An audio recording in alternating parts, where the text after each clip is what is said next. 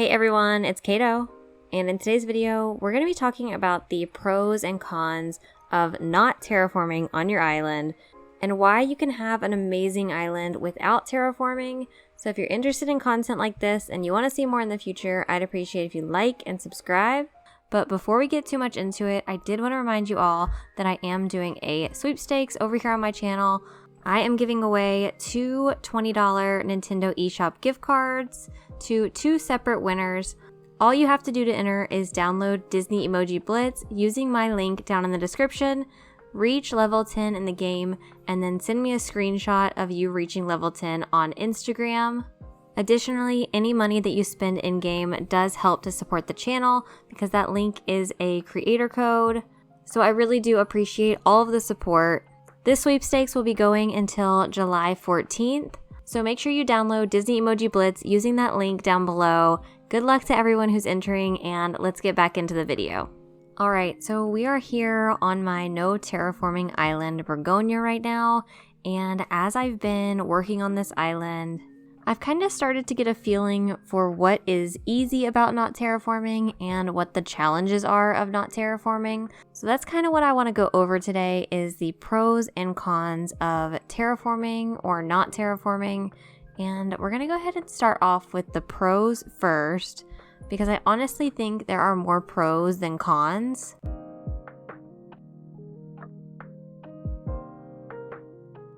First things first, and this is the first thing I noticed, is that you can basically complete all of your island planning first thing with very minimal effort. So I waited until I got to 3 stars, so I would have all of the pathing options in case I wanted to use them. But really for me, it was just figuring out where I wanted to place buildings, where I wanted to place my bridges and inclines so that all the paths would work on my island.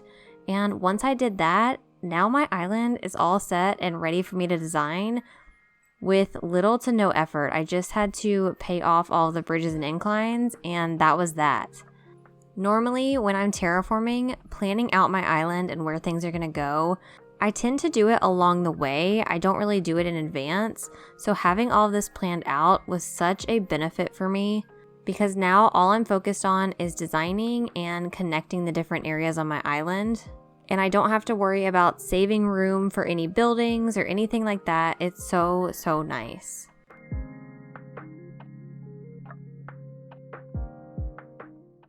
Jumping off of that, number 2 is you get to start designing right away.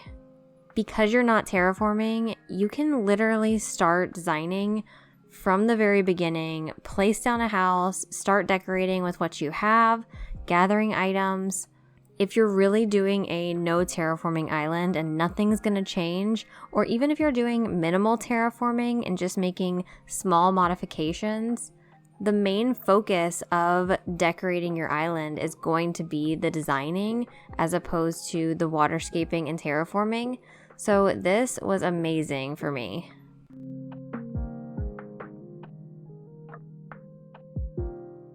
The third pro that I want to talk about is it really encourages your creativity. Because you're so limited with your ability to modify the terrain, you really have to figure out other ways that you're going to design areas, how you're going to connect them, how you're going to fill large spaces. And I feel like this island, I've been really encouraged to use items that I don't normally use for several different reasons. I've really had to find items that fill space, that are larger, different heights, different shapes, because normally I use my waterscaping to fill different areas in that way.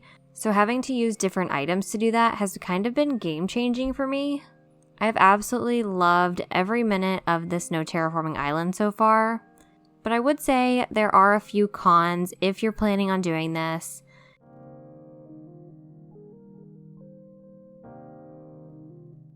Number 1, you guys have heard me talk about this. It is so challenging to add height and variation on your island.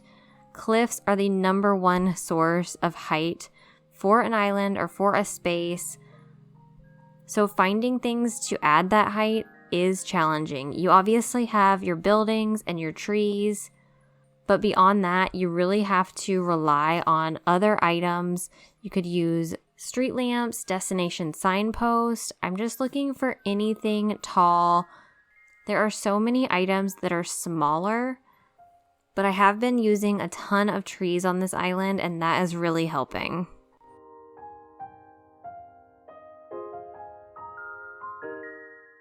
The second con, and this one I think will vary depending on your map, is just that some of the cliffs and rivers just aren't as natural as I like them. There are a few that have pretty straight edges. That's not really to my taste, but it doesn't bother me too much, and I just plan on hiding it with some kind of man-made area, maybe a fishing spot, or disguising it with some different items or trees so you don't notice it as much. This one really isn't as big of a deal to me, but it's something to keep in mind.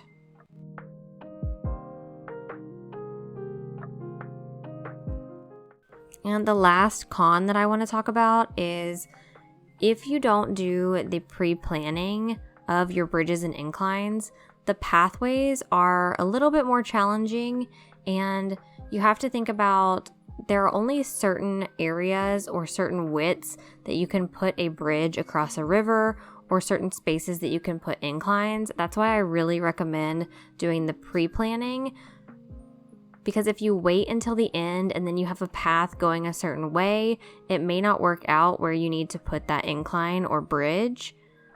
So I think just planning all of that out in advance is going to eliminate this con altogether.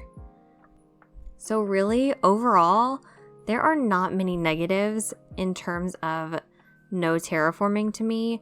Obviously, I love terraforming. I love waterscaping. I'm going to continue to do it. This doesn't mean that I'm never terraforming again. I have some ideas of, honestly, a ton of terraforming that I want to do, but this has been so refreshing and so nice, and I highly recommend you try it if you have the opportunity. My no terraforming island is probably one of my favorite islands that I've worked on so far. Have you guys started your own no terraforming island? Do you plan to? I would love to know all of your thoughts on this down in the comments below. I hope you guys enjoyed this video. If you did, I'd appreciate it if you'd like and subscribe, and I'll see you in the next one. Bye!